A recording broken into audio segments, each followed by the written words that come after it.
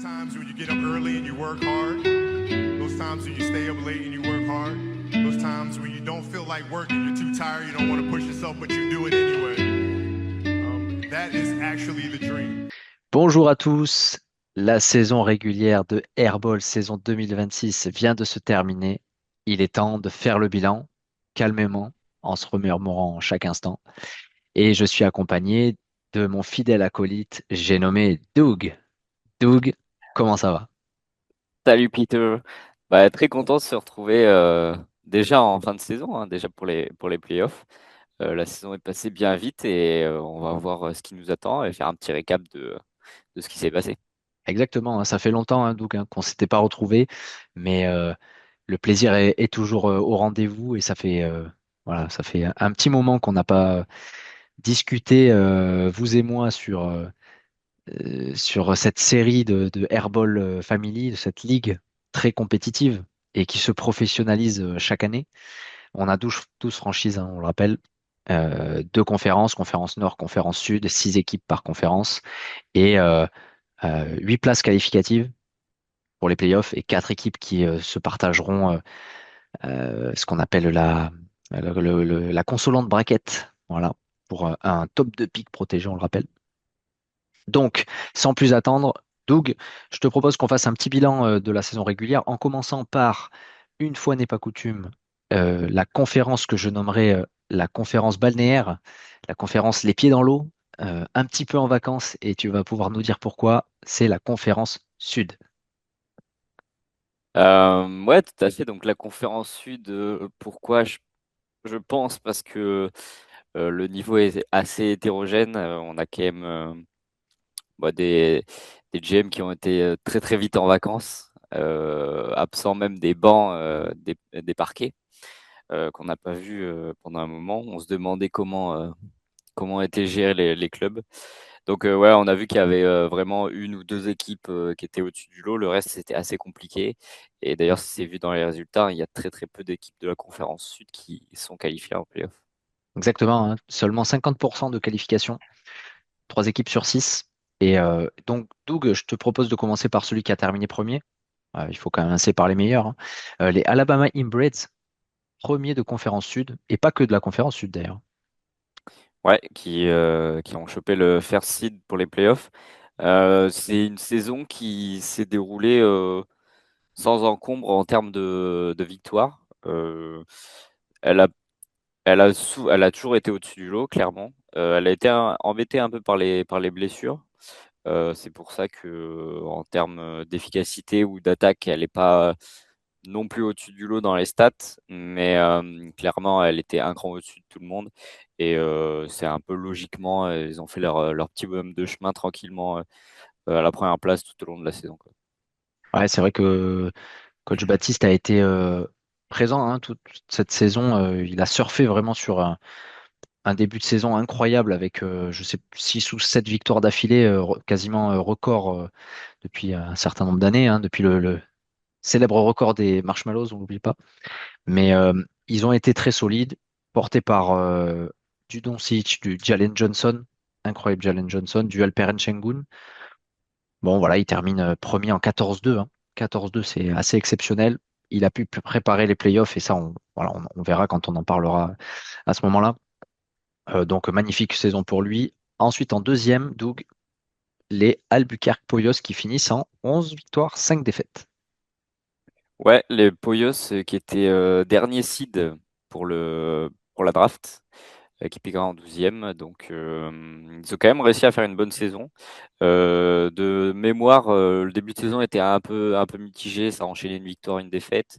Puis après, la deuxième partie de saison a été bien mieux, avec une bonne série de victoires, ce qui les a fait complètement décoller et se détacher du peloton de la conférence Sud. Et donc, ils finissent assez logiquement deuxième de cette conférence. Et je crois même qu'ils finissent avec la deuxième meilleure attaque. Donc voilà, c'est une équipe qui est souvent en haut du tableau. Malheureusement, ils ont du mal à aller au bout, mais ils sont souvent en playoff. Ouais, les Albuquerque Poyos, c'est une des grosses franchises, hein, de la ligue. Une défaite sur les 8 derniers match-ups. Donc vraiment, ils ont fini très très fort. Euh, Épargné par les blessures quand même, on peut le dire. Plutôt, ouais. On Plutôt peut dire. épargné par les blessures, ouais. Je suis en train de regarder le roster, mais pour moi, il y avait eu pic intéressant. Je pense à du Jamal Murray qui a eu un très bon rendement, alors qu'on le pressentait comme étant très injury prone. On Ouais. a Devin Booker et James Harden. Alors un peu de blessure quand même, hein, côté Booker, mais Harden qui a été extraordinaire. Et puis on a des assurances tout risque comme du Derrick White qui ont à peu près fait le job hein, quand même, il faut le dire. Et des trades intéressants hein, avec du Adebayo DeRozan qui a fait parler beaucoup hein, pendant la saison. Ouais, il a carrément fallu se justifier hein, auprès du. Enfin, le GM a dû se justifier du choix. On est pas loin, on n'est pas très loin du veto sur ce trade-là. Mais au final, on se rend compte que l'échange était plutôt fair. Et, euh, et puis, de mémoire, l'équipe avait absolument besoin de se renforcer sur le poste de forward. Donc, ils étaient absolument obligés de faire un trade cette saison, sinon ça aurait été compliqué. Alors petit point stat quand même, hein, parce que c'est important, on l'a pas trop mentionné, mais les Alabama Inbreds, donc, qui avaient commencé par 7 victoires d'affilée, on est bien d'accord. Meilleure attaque et meilleure défense. Donc un calendrier un peu favorable, mais quand même une équipe qui a répondu présent. Et les Poyos, tu l'as dit, deuxième meilleure attaque. Donc ça, c'est quand même c'est assez impressionnant, hein. C'est-à-dire que malgré tout, les deux équipes ont roulé sur leur conférence. Pas grand-chose à dire à ce niveau-là. Et la troisième meilleure défense pour les Poyos. Ensuite, en troisième et donc dernier qualifié de cette conférence, ce sont les Kansas Butchers, une équipe pas habituée des playoffs pourtant. Ouais, c'est une belle surprise. 8-8, c'est bon, bah, c'est bilan neutre, bilan à l'équilibre. Ça s'est joué jusqu'à la dernier match-up. On les attendait peut-être pas là, mais ils ont bon, déjà bien aidé avec leur pick SGA. Ça les a bien portés toute la saison, mais ils sont repartis encore sur, euh, sur les recettes qu'ils connaissaient avec des Markkanen. Et on a vu qu'au final, ça continue de fonctionner. Donc, tant mieux pour eux. C'est une très belle réussite hein, quand même pour cette équipe, hein, il faut pas se le cacher. Ils avaient terminé dernier, je crois, de saison régulière l'année dernière et ils n'avaient pas eu le first pick. Ils avaient dégringolé lors de la loterie. La loterie, ouais. Et malgré tout, ils se retrouvent en playoff. Donc voilà, ils ont bien rebondi et ça, c'est vraiment bravo à cette équipe qui a lutté jusqu'au bout et c'était pas gagné. Comme tu l'as dit, ça s'est joué lors du dernier match-up contre les Impériaux de Louisiane et ils ont fait le taf. Ils ont fait le taf. Un petit point peut-être sur les stats. Qu'est-ce qu'on peut dire sur cette équipe? En termes d'attaque, c'est la sixième meilleure attaque. Et en termes de défense, 1, 2, 3, 4, 5, 6, septième meilleure défense. Donc bon, à peu près au milieu du tableau. Exact. On enchaîne avec première équipe non qualifiée, avec un bilan de 6-10, la Louisiane Impériale de Coach Kiki. Ouais, mais c'est contre eux que se battaient les Butchers pour la dernière place en playoff. Malheureusement, ça s'est joué dans le Money Time, hein, ce dernier match-up. Voilà, ben, l'équipe de l'équipe de Kiki qui a subi la loi des blessures et enfin surtout la loi de Karl Anthony Towns, on va dire, son joueur fétiche qui est souvent dans cette équipe et qui malheureusement ne lui rend pas comme il lui faudrait. Ouais, peut-être qu'ils ont. Je vais te dire, pour un petit fun fact quand même sur cette équipe, elle était plutôt bien partie. Elle était en 4-2 à l'issue du match-up 6, donc quasiment, en tout cas sur des bons rails pour se qualifier. Et puis derrière, il y a eu un trou d'air à partir de décembre jusqu'à début janvier, à peu près un mois. 1, 2, 3, 4, 5, 6 défaites d'affilée, dont 5 contre la conférence Nord, défaites contre les Lions, les Wise Guys, les Girls and Guns, les Goats et les Chicago Bulls. Donc il y a eu peut-être je sais pas, un complexe d'infériorité par rapport à la conférence Nord et clairement ça les élimine aujourd'hui.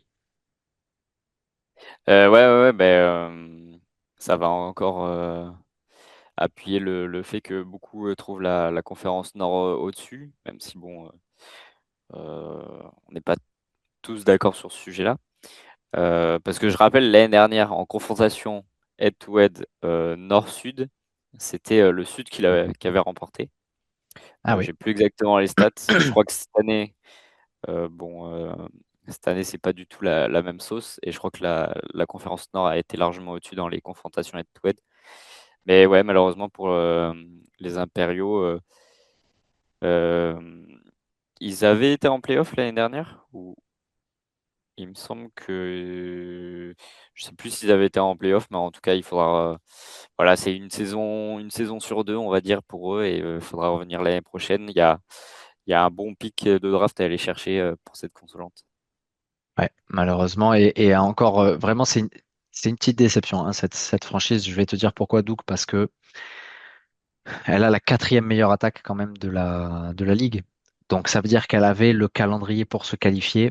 Malheureusement, gros manque offensif. Onzième meilleure attaque, donc deuxième moins bonne attaque, hein, on peut dire. Simplement, elle a simplement battu les Charleston Bobcats en termes de potentiel offensif. C'est dire à quel point on a touché les tréfonds de la conférence.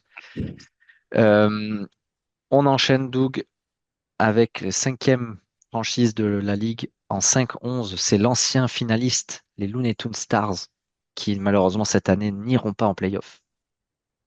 Ouais, saison très compliquée, hein. Pareil, niveau d'efficacité offensive, c'est pas top. Et puis, voilà, on s'est peut-être trompé dans la draft. On a peut-être ciblé des joueurs dont ils ont fait trop le focus. Je pense pas forcément à la draft, mais pendant la free agency au cours de l'année, je pense à des Rizaché, des Koulibaly. Voilà, c'est une franchise qui est beaucoup revenue sur ces deux joueurs et qui n'a pas été super efficace. Voilà, malheureusement, ils finissent en 5-11. Ils ont été très très vite loin dans la course au playoff.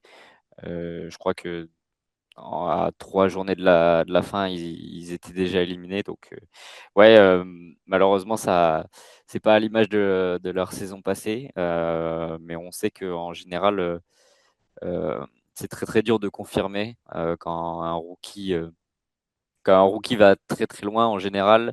Demander ça au Rabzouz. Après, il y a une petite période de disette. Exactement. C'est vrai que Coach Soulet peut en témoigner. Et encore une fois, hein, les stats vraiment font peine à voir, hein, pour cette franchise parce que tiens-toi bien, c'est la deuxième meilleure défense de la ligue.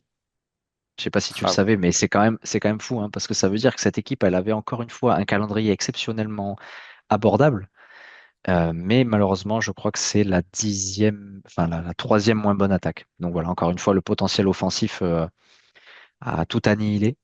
Et ouais, difficile. On sait qu'ils aiment miser sur des rookies. Ça a très bien fonctionné l'année dernière, mais le rookie wall, ça n'existe pas que en NBA, hein, ça existe aussi en Airball Family. Voilà. Et enfin, on va terminer avec la sixième et dernière équipe de la conférence Sud, qui n'est autre que la dernière équipe de la ligue complète. Ce sont les Charleston Bobcats qui ont établi un record cette année. Ah oui, le record du plus grand nombre de défaites non, ou du plus petit nombre de victoires sur une saison. Exactement.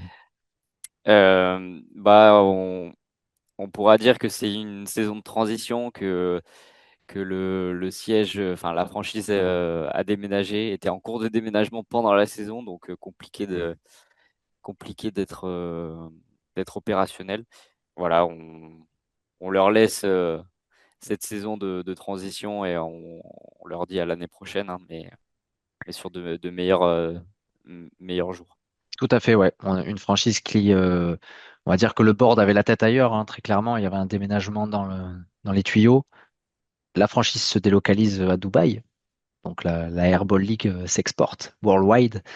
Mais il faudra faire mieux, hein. Clairement, il faudra faire mieux. Une seule petite victoire. Et pour la petite histoire, c'est contre les Syracuse Goats qui n'ont pas réussi à battre les Bobcats. Et on verra que cette défaite, elle a son importance dans le classement final. Voilà, Mhm. donc 1 sur 15. Bon, il reste, qu'est-ce qu'ils peuvent jouer? Il y a quand même une consolante à aller chercher. Est-ce que tu penses qu'ils vont d'ailleurs essayer de la chercher, cette consolante, ou ils vont tout miser sur la loterie finalement? Ouais, je pense que en termes de stats, ils ont plus de chances d'aller chercher le top 1 pick avec la loterie plutôt que d'aller chercher la victoire de la consolante. Hmm, très bien. On enchaîne. Conférence Nord, conférence ultra disputée cette année. Et le vainqueur de la conférence Nord, ce sont les Scranton Lions, la franchise la plus titrée d'Airball League. Elle a encore fait respecter la logique, hein, elle termine première. En plus, back-to-back hein, de champion airball. Ils n'ont pas fait beaucoup de bruit cette saison. Ils sont restés un peu sous les radars.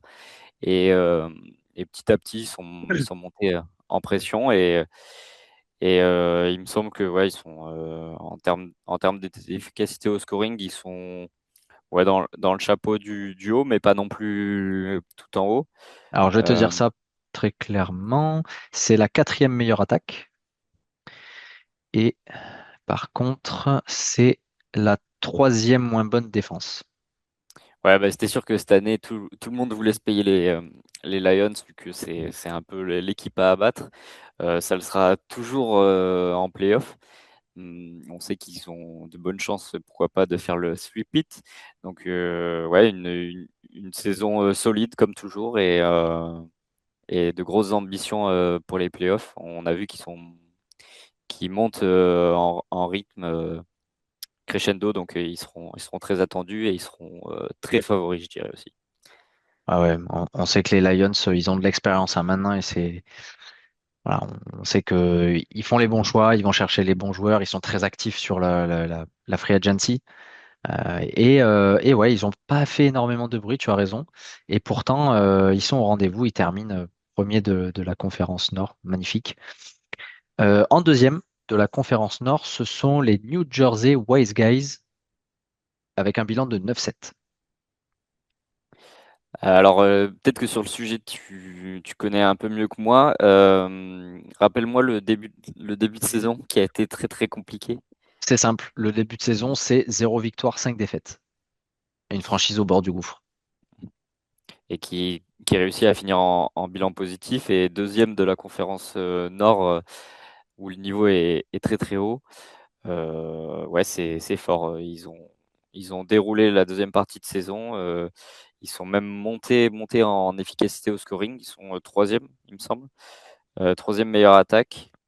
Pourtant, dans un calendrier très compliqué, hein, il me semble qu'ils sont, en termes de défense, ils sont dans le top 3 en partant du bas. C'est ça, c'est ça. Deuxième moins bonne défense et troisième meilleure attaque au final.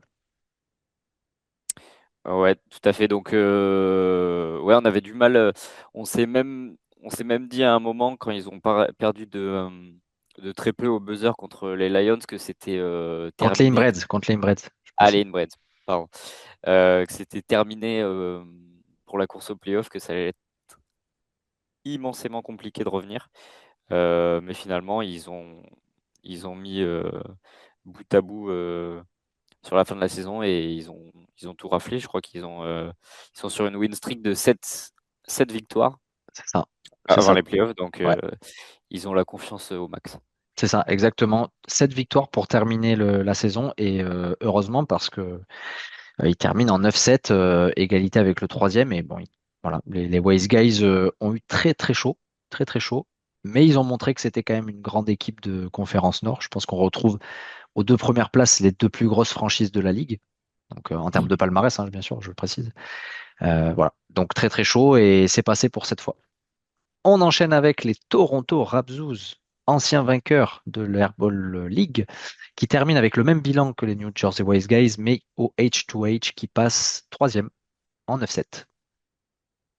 Au final, les trois anciens vainqueurs de la conférence Nord seront en trois premières positions et en plus dans le même ordre de nombre de trophées gagnés. Exactement, la logique est respectée. Exactement. Et ouais, les Raptors qui ont très bien commencé la saison, il me semble, Qui était sur le ils même ont. bilan hein, d'ailleurs pour être précis, sur le même bilan que nos amis les Imbreds avec, il me semble, 5 victoires de rang. Alors attendez, je vérifie ça en live. C'est les joies du direct, effectivement. 5 victoires de rang, ouais, tout à fait. Et une fin de saison un peu plus compliquée quand même. Ouais, avec la blessure de Jokic. Et c'est vrai qu'ils ont hérité du first pick grâce à la loterie, en étant en ayant seulement le deuxième meilleur pourcentage, il me semble. Donc, ouais, ils ont eu un très gros début de saison. Jokic qui s'est blessé, mais qui revient. Donc, c'est tout bon Oui, pour la suite de la saison. Et puis, ça va être un très, très gros choc en playoff, on verra.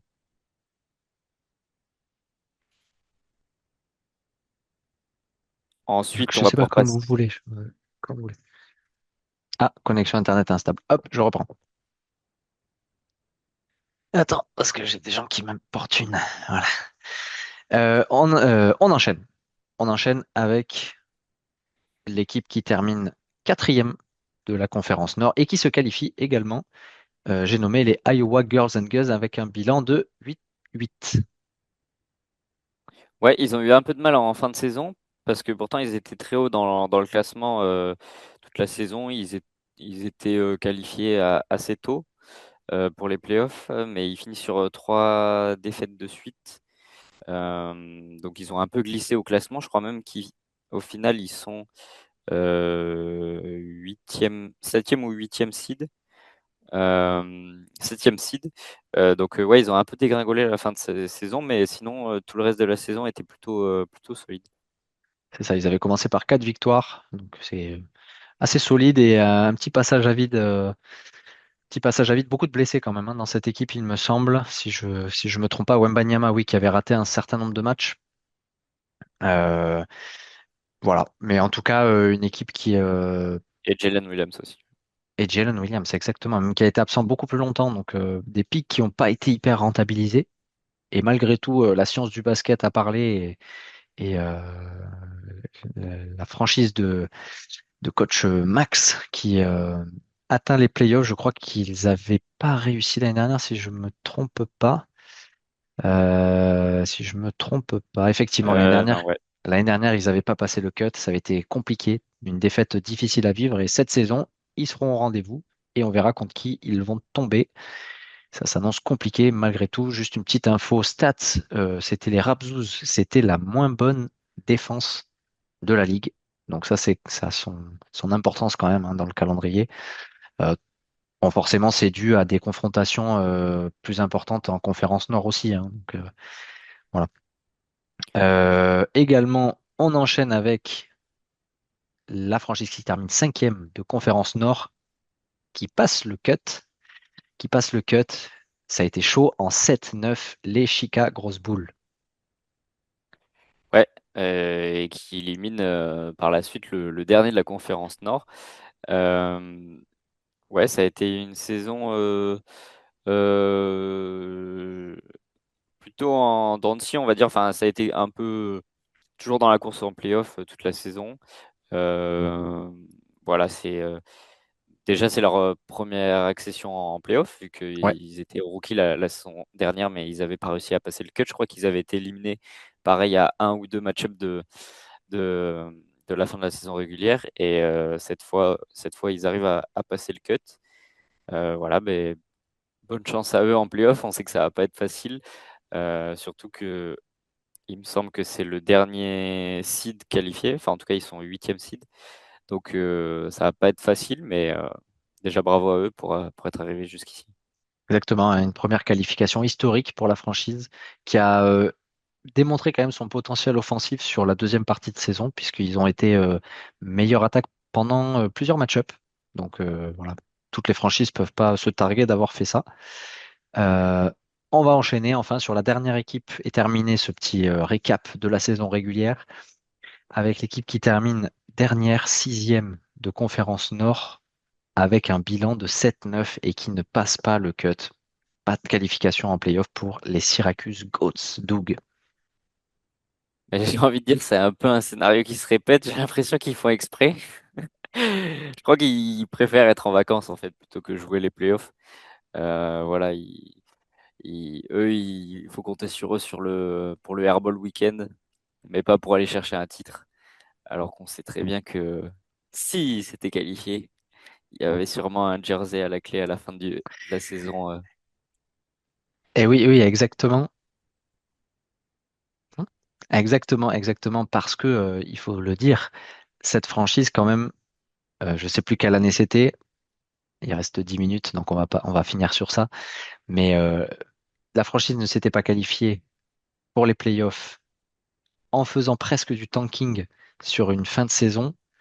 Elle n'était pas passée pour un match-up ou à égalité avec le dernier qualifié, et derrière, elle avait fait le meilleur score de toutes les franchises pendant les moments de playoffs. Et donc, si les Goats s'étaient qualifiés pour les playoffs, ils auraient très probablement gagné ce titre. Est-ce qu'on va assister à la même chose et est-ce que finalement c'est peut-être je sais pas, une peur de gagner qui frappe les Goats à l'approche de la fin de saison? Ouais, ils perdent leurs moyens, je sais pas, mais faudra leur demander. En tout cas, ça restera toujours dans la légende de la Airball League. Et ça, on se régale. Voilà, c'était le petit récap de la saison régulière. Euh, voilà, donc je sais pas si tu as un petit mot de la fin. On va se quitter sur ces belles paroles et puis on enchaînera sans doute après avec la preview des playoffs parce que derrière, c'est pas terminé. Doug, petit mot de la fin pour toi. Eh ben oui, on va vite se retrouver pour les playoffs et surtout les previews de playoffs qui s'annoncent très tendus et très disputés. J'ai hâte. Très bien, on n'y manquera pas. Allez, sur ce, ciao. Ciao.